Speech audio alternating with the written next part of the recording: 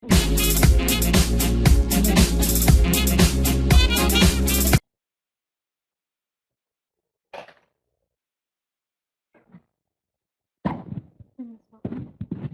à toutes et à tous, bienvenue sur le réseau Idéal Connaissance. Je suis Sabrina Bolam, votre animatrice pour la communauté Habitat Logement. Je suis ravie de vous accueillir pour ce cycle intitulé Les Jeudis de l'Habitat.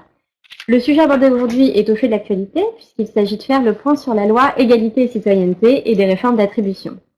En lien avec les dispositions de la loi Allure, la loi Égalité et Citoyenneté prévoit la mise en place de nombreux outils donnant aux intercommunalités une plus grande maîtrise des processus d'attribution en faveur de la mixité sociale.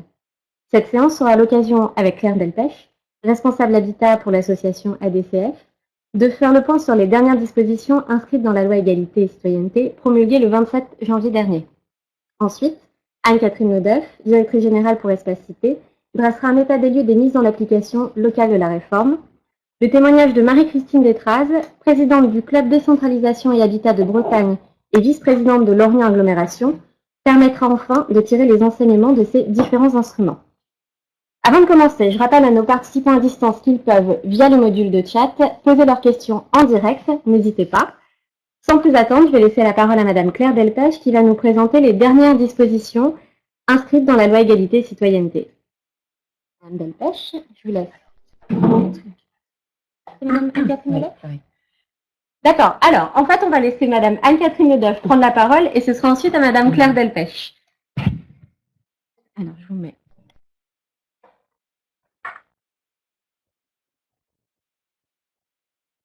Voilà. Et là, vous avez les petites flèches. Bonjour à tous. Donc effectivement, cette webconférence qui a été planifiée il y a quelques mois tombe plutôt bien puisque on est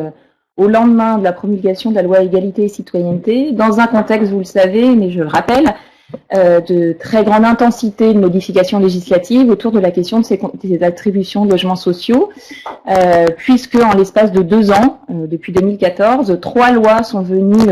énoncer un certain nombre d'évolutions dans la pratique de ces attributions. Et je les rappelle, c'est d'abord la loi Lamy début 2014, la loi Allure, qui a notamment réinstitué les fameuses conférences intercommunales du logement et le plan partenarial de gestion de la demande dans un certain nombre de territoires, avec notamment les 2 dispositifs phares de cette loi au titre des attributions, que sont la mise en place d'un service d'information et d'accueil du demandeur et les dispositifs de gestion partagée de la demande, c'est-à-dire les fichiers partagés de la demande qui maintenant vont couvrir l'ensemble du territoire français. La loi Égalité et Citoyenneté, promulguée le 27 janvier 2017, donc effectivement très récemment, vient préciser un certain nombre de dispositions qui étaient inscrites dans la loi Lamy et dans la loi Allure, tout en étant tout particulièrement volontaire sur cette question des équilibres sociaux et territoriaux tels que cela vient d'être énoncé et sur lesquels on va revenir assez longuement aujourd'hui. Alors, si on prend un certain nombre un recul par rapport à l'ensemble de ces dispositions, on peut dire, et c'est très clair et très clairement réaffirmé dans la loi Égalité et Citoyenneté, on peut donc dire que cette réforme des attributions repose sur 2 grandes intentions structurantes. La première, c'est d'améliorer l'efficacité et la transparence des politiques publiques dans la manière dont on rapproche les logements sociaux disponibles de la demande en logement social d'un territoire, et qui se retrouve, encore une fois, non seulement en matière de processus d'accompagnement du demandeur, mais aussi autour de ces enjeux d'équilibre. D'abord, cet enjeu d'équilibre de prise en charge du demandeur de logement social au sein d'un même bassin d'habitat. Le principe, c'est de dire, au sein de ce bassin d'habitat qu'est l'intercommunalité, il y a cet enjeu à avoir des processus, des modes d'accompagnement et des trajectoires résidentielles qui soient les plus équitables possibles, en particulier pour les publics les plus défavorisés. Et donc, on renvoie au titre de cette intention, non seulement au dispositif d'information et d'accueil inscrit dans la loi Allure, mais aussi ce principe de pouvoir permettre une trajectoire résidentielle la plus fluide possible au niveau du bassin d'habitat qu'est le PCI pour les populations demandeuses d'un logement social et en particulier les plus défavorisées d'entre elles. Ça, c'est le premier point.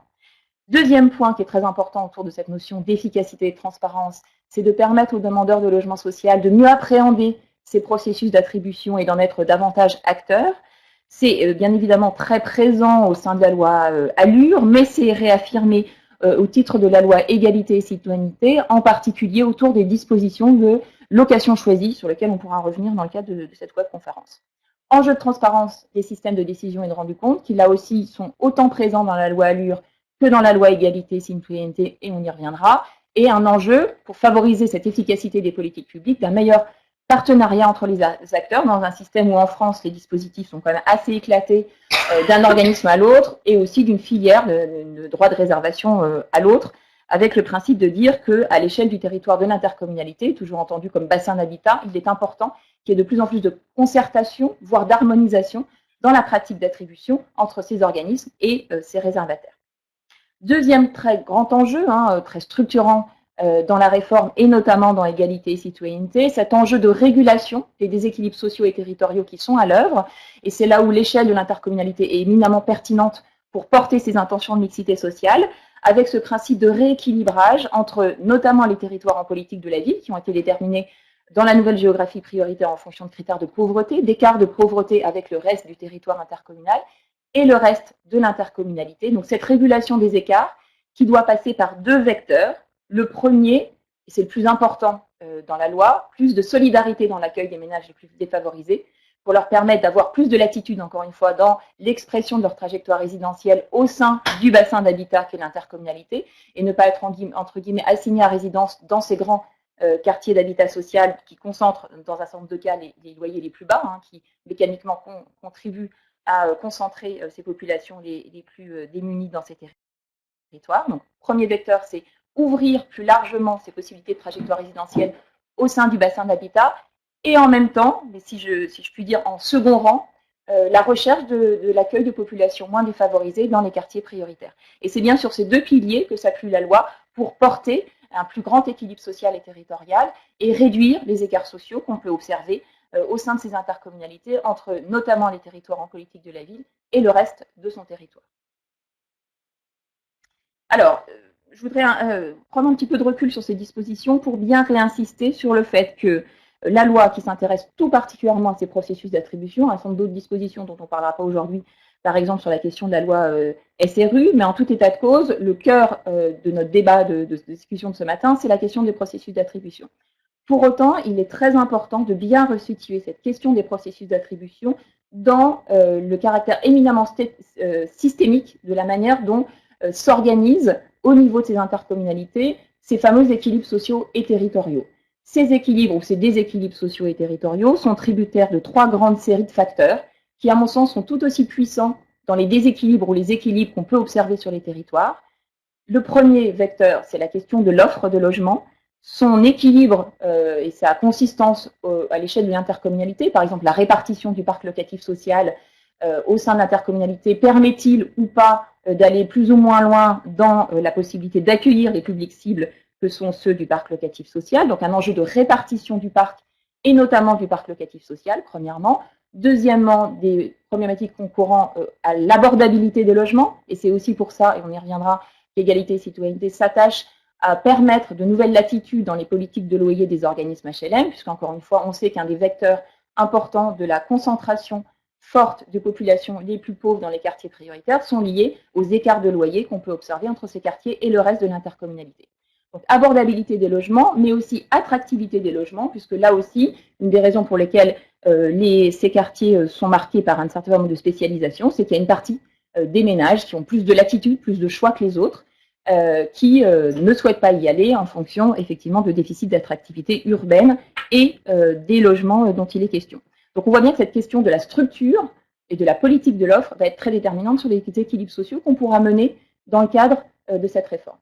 Deuxième vecteur très important, et c'est bien ça le cœur de notre discussion de ce matin, c'est la question des processus d'attribution, c'est-à-dire la chaîne de décision qui conduit à rapprocher tel logement de tel demandeur de logement, et bien évidemment avec des effets considérables sur qui je vais accueillir dans tel logement et dans tel territoire, et les équilibres sociaux qui en résultent.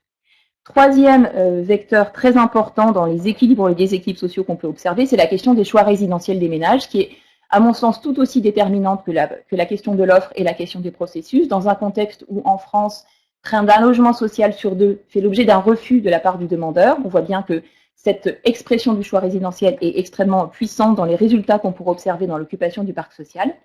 étant entendu que là aussi, sur cette disposition-là, la loi ALUR et la loi Lamy proposent un certain nombre de dispositions sur lesquelles on reviendra. Et c'est bien sur la mobilisation de ces 3 leviers qu'on pourra être plus ou moins efficace dans la régulation des déséquilibres sociaux dont il est question. Et c'est bien tout l'enjeu de resituer ces processus d'attribution dans la politique de l'habitat, la politique locale de l'habitat, qui est incarnée par les intercommunalités, pour mettre en correspondance ces 3 leviers d'action publique et ne pas gérer de manière isolée la seule question des processus d'attribution qui, encore une fois, est au cœur de la loi égalité et citoyenneté. Et c'est bien cet enjeu d'alignement stratégique dans ces 3 vecteurs d'intervention qui fera et qui permettra d'obtenir des résultats plus ou moins efficaces. Deuxième point qui me semble important, si on prend un peu de recul vis-à-vis de ces nouvelles dispositions, c'est sur la nécessité de bien observer les conditions dans lesquelles cette réforme va pouvoir se mettre en place dans les territoires, étant entendu que, bien évidemment, les territoires intercommunaux ne partent pas du même point de départ aujourd'hui sur cette question des attributions, non seulement en fonction de la réalité urbaine et sociale à laquelle ils sont confrontés, mais aussi dans la manière dont la gouvernance des politiques de l'habitat s'organise. Et ces 2 sujets, qui sont tant la gouvernance locale que la structuration urbaine et sociale des territoires, qui va pouvoir guider les priorités sur lesquelles les intercommunalités vont pouvoir se mobiliser. Et je pense que l'intervention de Marie-Christine Tétras tout à l'heure pourra bien l'illustrer. Il est bien important de bien prendre en considération ces réalités-là pour déployer à court et moyen terme la mise en œuvre de cette réforme des attributions. Au titre de la gouvernance locale, bien évidemment, la manière dont aujourd'hui s'organise le rapport de négociation entre les différents acteurs du logement, les organismes HLM entre eux, le rapport de dialogue entre les collectivités locales et les organismes HLM va être très déterminante sur la manière dont on pourra évoluer plus ou moins rapidement sur l'évolution d'un certain nombre de processus. Tout aussi importante est la question de l'intégration communautaire des politiques locales, c'est-à-dire la légitimité qu'a l'intercommunalité à porter un débat de cette importance symbolique et la question des attributions va être effectivement très liée à la manière dont la politique locale de l'habitat s'incarne déjà aujourd'hui et la manière dont, plus globalement, cette intercommunalité a une certaine légitimité sur la régulation d'un certain nombre de phénomènes au niveau intercommunal.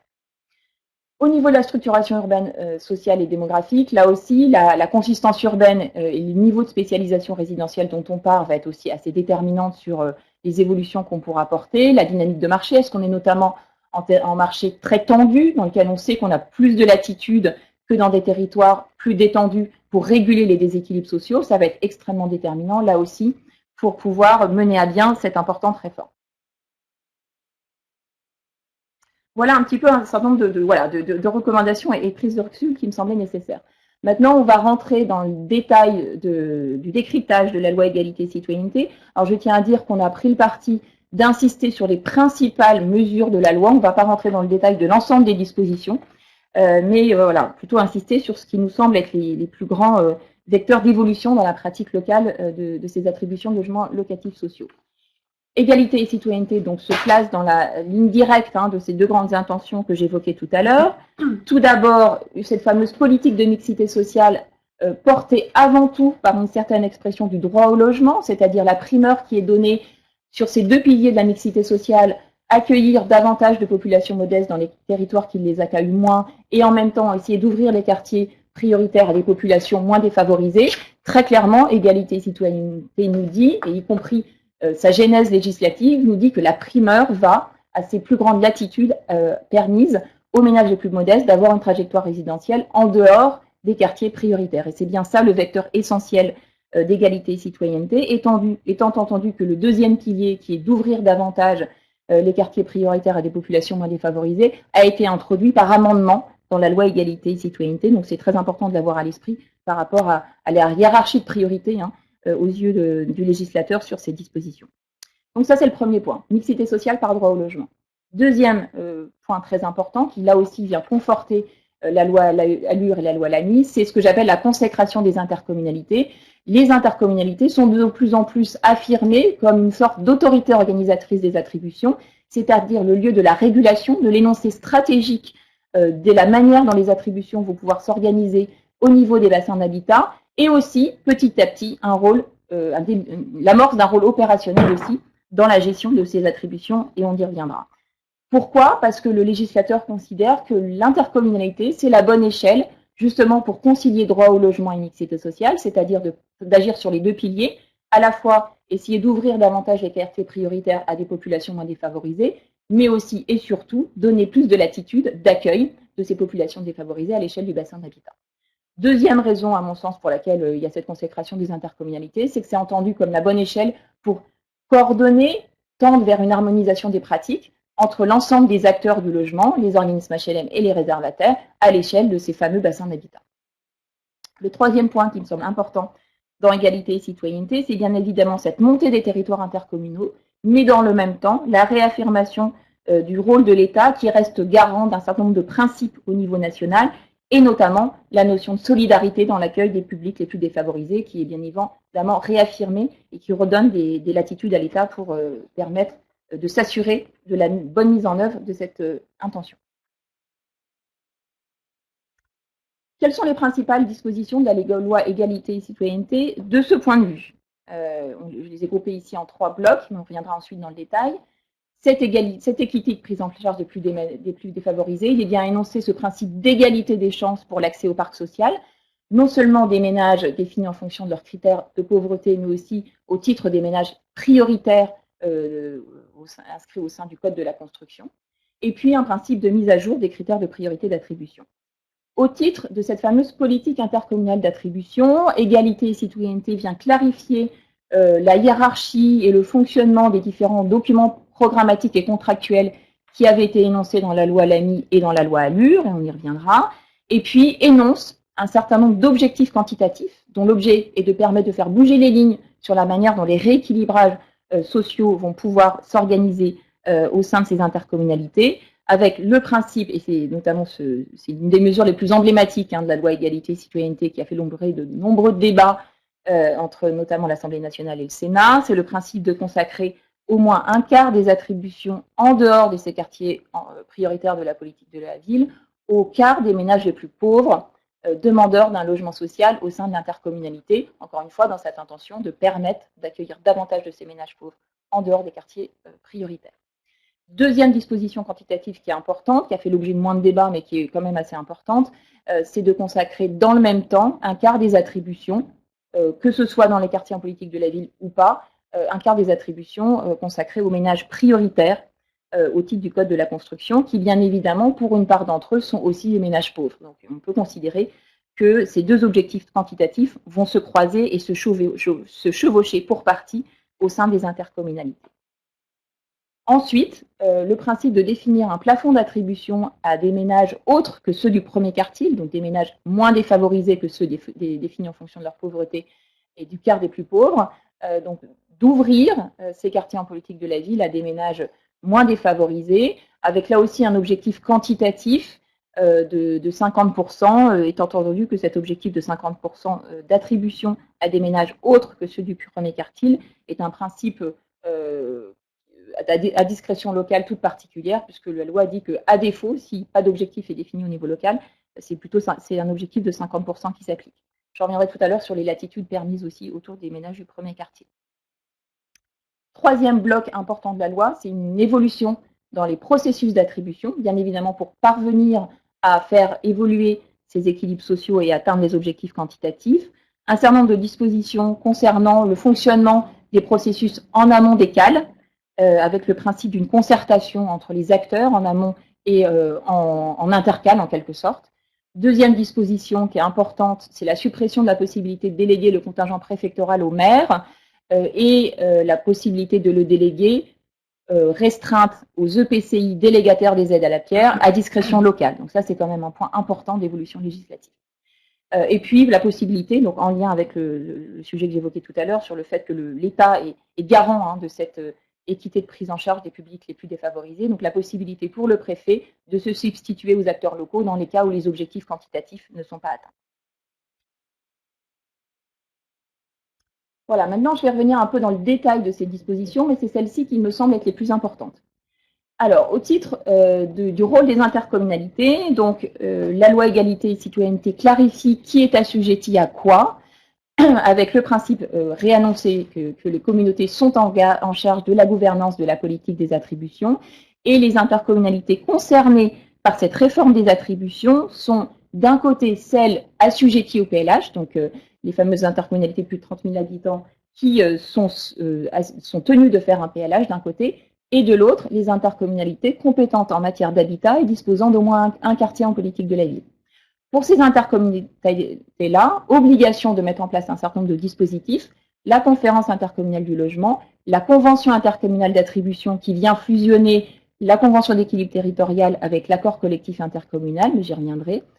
Dans ces territoires-là, obligation de consacrer au moins un quart des attributions en dehors des quartiers en politique de la ville au premier quartile de la demande, ainsi que les dispositions quantitatives relatives aux quartiers en politique de la ville, et obligation de réserver un quart des droits de réservation de l'ensemble des acteurs, Action Logement, collectivité territoriale et logement non réservé des bailleurs, aux ménages prioritaires définis dans le Code de la construction. Pour ces intercommunalités-là, pour mener à bien cette politique d'attribution, une plus grande ouverture d'accès aux données statistiques des organismes HLM, notamment les fameuses données OPS et RPLS, sont aujourd'hui de droit mises à disposition des intercommunalités pour mener à bien ces politiques et plus globalement aussi pour mener à bien leur PLH, etc. Deuxième volet extrêmement important, cette notion de prise en compte plus équitable des ménages les plus défavorisés, plus équitable en termes de territoire, mais aussi plus équitable en matière de droit de réservation, autour de ce principe d'égalité des chances pour l'accès au parc locatif social. La philosophie, c'est quoi? C'est de donner accès le plus possible à tous les territoires de l'intercommunalité, à tous les demandeurs de logement et tout particulièrement, bien évidemment, à ceux qui aujourd'hui ont le moins de latitude dans l'expression de cette trajectoire résidentielle, donc les plus défavorisés. Avec ce principe d'ouvrir plus ces territoires hors QPV aux ménages dont les revenus sont les plus faibles. Avec également un certain nombre de dispositions concrètes dont j'insisterai simplement sur l'une d'entre elles, qui est le fait que la préférence communale, il y a une clarification autour de la notion de préférence communale, puisque là, le législateur indique que la préférence communale, dans l'attribution d'un logement social, ne peut pas être le seul motif de la non-attribution d'un logement donné à un ménage donné. Donc on peut considérer que, par exemple, notamment si vous avez mis en place un système de cotation, à égalité de classement de deux ménages, celui qui a un attachement à la commune pourra au final se voir attribuer le logement, mais ça ne peut pas être un principe prépondérant. Si on revient sur la question des objectifs quantitatifs, d'abord la question des ménages du premier quartile. Donc encore une fois, le principe de consacrer un quart des attributions en dehors des QPV au quart des demandeurs les plus pauvres. Le principe, c'est d'avoir cette représentativité entre la demande et les attributions dans ces quartiers hors QPV. Premier point de clarification par rapport aux différentes moutures qui avaient circulé autour de la loi égalité et citoyenneté, le seuil du premier quartile s'apprécie à l'échelle de l'intercommunalité. Dans la première mouture, c'était au niveau de la région. Ça reste le niveau de la région en Île-de-France, mais pour le reste, c'est l'échelle de l'intercommunalité. Je précise par ailleurs que la définition du seuil de ce premier quartile devrait être normalement devrait être énoncée par les services de l'État aux intercommunalités à la fin du mois de février ou tout début mars. Donc on est dans cette étape-là. Pour autant, le pourcentage d'attribution s'applique dès promulgation de la loi. Ça veut dire quoi? Ça veut dire que si vous ne mettez pas en place votre convention intercommunale d'attribution dont l'objet est de réguler comment on met en place cette obligation, les bailleurs ont l'obligation de le mettre en place dès à présent. Donc ça met toute l'importance de se saisir de cet instrument contractuel au niveau local pour maîtriser, encadrer, accompagner cette obligation quantitative. Précision importante, ce taux peut être adapté. Donc ce n'est pas forcément le plancher de 25% qui s'applique. On peut imaginer qu'on peut être dans un certain nombre de cas dans un taux inférieur, et bien évidemment dans un taux supérieur, ça ne pose pas de problème. Mais la loi nous dit que ce taux peut être adapté compte tenu de la situation locale par des orientations approuvées par le président de l'EPCI et le préfet. Donc c'est soumis à accord du préfet de pouvoir déroger à ce 25% plafond. Et bien évidemment, donc, la répartition de l'atteinte de ces objectifs entre organismes et entre territoires sera régulée via la convention intercommunale d'attribution. Dans le même temps, les quartiers en politique de la ville doivent être mobilisés dans l'intention de les ouvrir davantage à des populations moins défavorisées. C'est effectivement pas forcément, et peut-être qu'on y reviendra dans les questions, un objectif qui est en soi très facile à atteindre, puisqu'il y a un certain nombre de raisons pour lesquelles aujourd'hui les partenaires locaux n'y arrivent pas. Et donc la question du juste seuil qu'on décidera localement sera aussi important. Et je rappelle qu'à ce titre, la loi nous dit que si localement pas d'objectif quantitatif est défini, c'est à défaut, l'objectif est de 50%.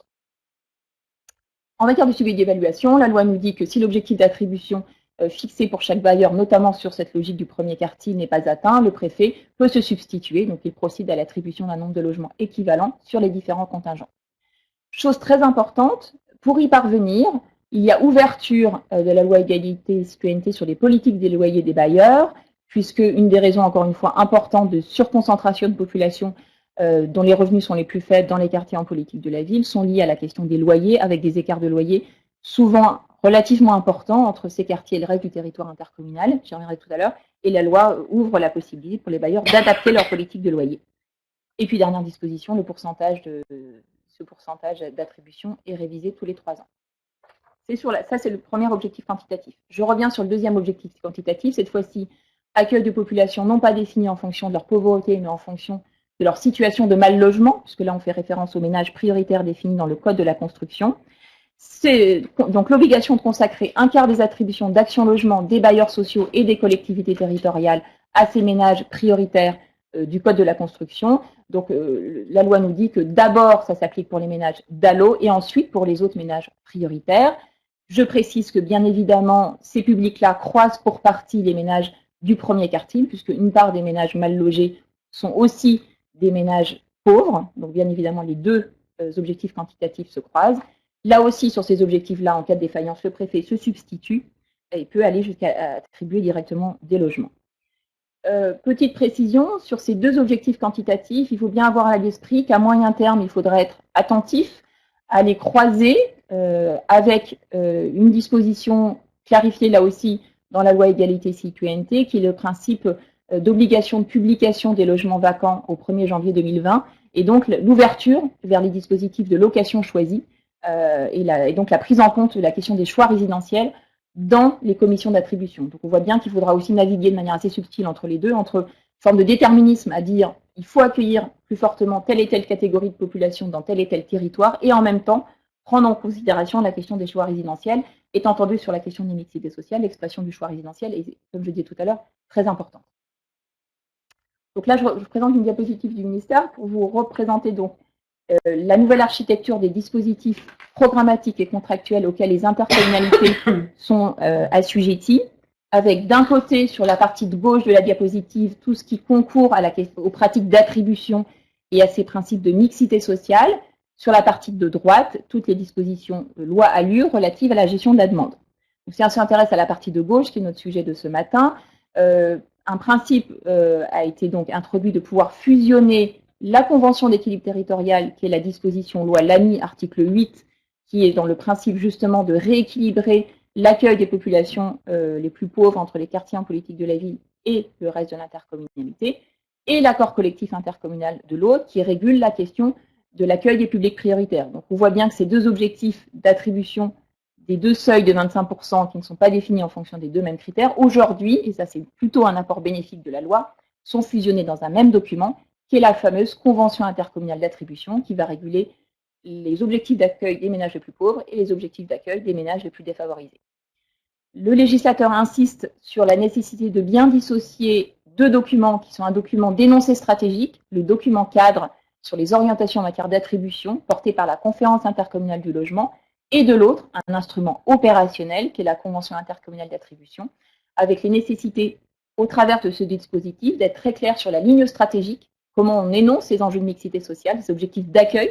au sein du parc social de l'intercommunalité, comment on se dote d'objectifs quantitatifs au regard de ce que dit la loi, et comment on fait évoluer les processus d'attribution pour être certain de parvenir aux objectifs quantitatifs qu'on aura définis localement. Voilà, donc là, je ne vais peut-être pas revenir sur cette diapositive, mais ça redit ce que je présentais juste à l'instant. Je précise toutefois que la convention intercommunale d'attribution est signée entre l'intercommunalité, le PCI, les bailleurs sociaux et les réservataires, et au titre des réservataires, les communes qui disposent de droits de réservation sur le territoire de l'intercommunalité. Autre point important, donc une fois qu'on a parlé des objectifs quantitatifs, c'est la question de l'évolution des processus d'attribution. Donc je reprécise que la délégation du contingent préfectoral aujourd'hui est réservée à décision locale aux intercommunalités délégataires des aides à la pierre, donc ça c'est quand même très important, et avec un certain nombre de dispositions visant la concertation entre les acteurs en amont des commissions d'attribution, avec un principe de mise en place d'un certain nombre de dispositions, de process qui vont permettre de se mettre d'accord, entre guillemets, dans la manière dont telle et telle attribution va être réglée dans les commissions d'attribution, avec le principe de mise en place d'un certain nombre d'instances au niveau local, dont une partie d'entre elles est optionnelle et les autres sont obligatoires. Donc, si je reprends ce schéma qui a été réalisé par l'Union sociale pour l'habitat, vous voyez les instances qui vont être mises en place au niveau de l'intercommunalité, la fameuse CIL, Conférence intercommunale du logement, qui est coprésidée par le préfet et le PCI, qui est en charge notamment de la formulation de ce document cadre, et puis un certain nombre d'instances de visée opérationnelle, une commission de coordination en particulier en charge de la prise en charge des ménages visés tout à l'heure par les objectifs quantitatifs, avec un principe de labellisation, l'obligation de mettre en place en amont des CAL des commissions de concertation entre les partenaires locaux dans les quartiers en politique de la ville. C'était aussi une réponse qui a été apportée à l'amendement apporté par M. Lamy au titre des objectifs quantitatifs dans les QPV. Le principe, c'est de dire d'essayer de se concerter mieux entre bailleurs et entre réservataires sur les équilibres sociaux de proximité, en quelque sorte, qu'on va mettre en place dans les quartiers en politique de la ville. Donc ça, c'est une commission qui est obligatoire. Et une instance facultative d'examen des cas difficiles, enfin des populations, pour s'assurer de leur prise en charge et de l'acceptation des attributions dans les CAL, et qui, dans un certain nombre de territoires, avait déjà été mise en place, soit au niveau communal, soit à un autre niveau. Voilà. Sur le fonctionnement des CAL, un certain nombre d'évolutions également, et je vais m'en arrêter là sur le décryptage de la loi. Le principe selon lequel le préfet devient membre de droit avec voix délibérative, un rôle opérationnel accordé au président de l'intercommunalité, puisque si l'intercommunalité a créé une conférence intercommunale du logement et adopté son plan partenarial au titre de la loi ALUR, alors c'est maintenant le président qui dispose d'une voix prépondérante en CAL en l'égalité des voix. Donc on voit bien que non seulement Égalité et Citoyenneté fait bouger les lignes sur le rôle stratégique de l'intercommunalité dans l'animation du partenariat local et la réflexion sur les objectifs d'attribution, mais on commence à lui accorder également un rôle opérationnel au sein des commissions d'attribution avec ce principe de voix prépondérante. Je précise toutefois que la loi nous dit qu'à défaut, le maire de la commune exerce ce droit en commission d'attribution.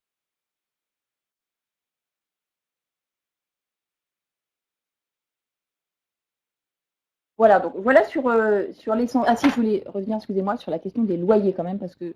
c'est un sujet qui est assez technique. Je pense que ça pourrait mériter une conférence consacrée à ce sujet-là. Le principe qu'introduit la loi, c'est que pour parvenir à tenir ces objectifs quantitatifs, notamment d'accueil des ménages du premier quartile en dehors des quartiers en politique de la ville, bien évidemment, il y a un certain nombre de territoires dans lesquels les loyers sont pas suffisamment bas pour permettre de les accueillir. Donc la loi reconnaît le fait que les loyers sont un des facteurs déterminants des déséquilibres sociaux et territoriaux qui sont observés. Je renvoie d'ailleurs une étude de l'Ancols qui vient d'être publiée qui montre qu'au niveau national, tout intercommunal est confondu, je pense, les écarts des loyers sont de 10 points. Donc on peut supposer dans un certain nombre de territoires, les loyers sont bien plus importants. Donc on voit bien tout l'enjeu à regarder les loyers pour pouvoir atteindre ces objectifs. Ce que dit la loi, c'est que les organismes HLM ont la possibilité de modifier en fait les classes de loyers et de loyers plafonds et de revenus plafonds de leur patrimoine, un peu dans l'esprit de la ROL, mais dans un objectif de mixité sociale pour permettre de baisser les loyers dans tel et tel patrimoine et tel territoire pour les compenser par des augmentations sur d'autres territoires.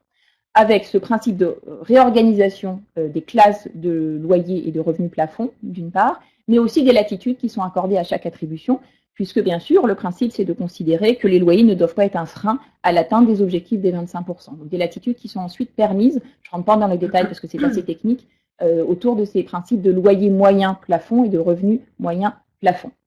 Je précise que l'évolution de ces politiques de loyer portées par les organismes est optionnelle. C'est une possibilité qui leur est offerte, étant entendu encore une fois que les loyers, dans l'esprit du législateur, ne doivent pas être un frein à l'atteinte de ces objectifs quantitatifs,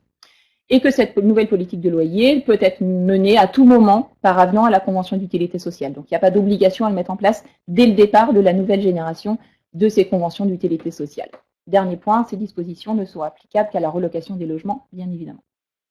Voilà, quelques mots de conclusion. Bien évidemment, c'est une loi qui est ambitieuse, qui, notamment dans ses objectifs de rééquilibrage sociaux et territoriaux. c'est également une loi, et j'ai insisté sur ce point en introduction, et qui doit aussi prendre en considération les réalités locales et le point de départ qui est celui des intercommunalités sur cette question des attributions, et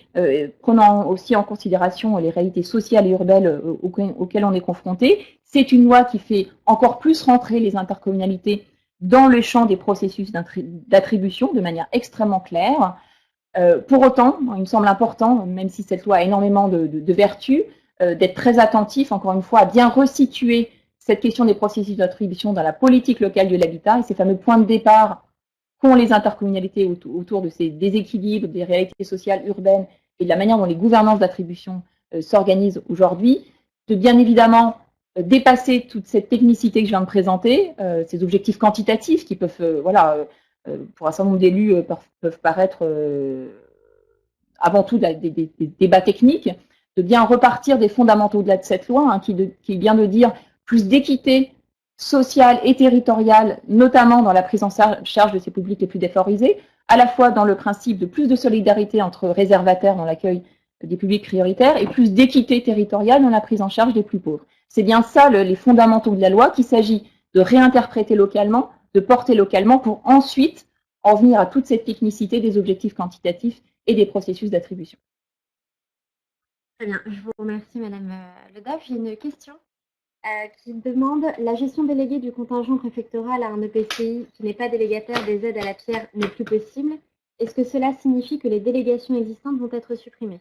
Alors, à ma connaissance, la manière dont les choses sont en train de s'organiser, les préfets, effectivement, en tout cas dans les territoires dans lesquels on travaille, se réfèrent à ces nouvelles dispositifs législatives en indiquant qu'effectivement, localement, la question sera examinée au cas par cas.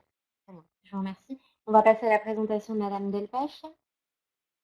Voilà. Je vous mets